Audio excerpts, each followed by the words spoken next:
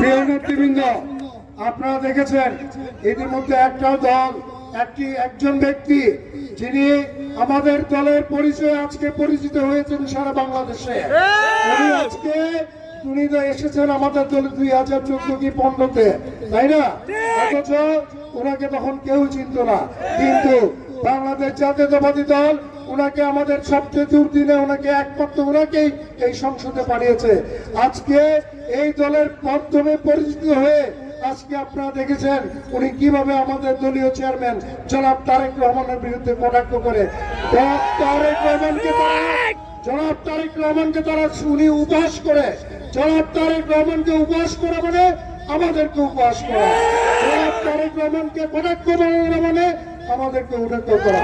তাই আমরা বলি আগামী 12 তারিখে আপনারা এই খেজুর গাছে ভোট দিয়ে সকল উপহাসের সকল কটাক্ষের সমুচিত জবাব দিবেন।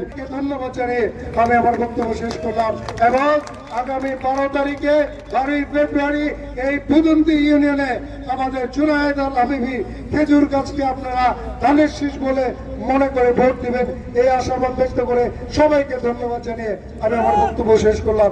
খোদা হাফেজ। বাংলাদেশ জিন্দাবাদ।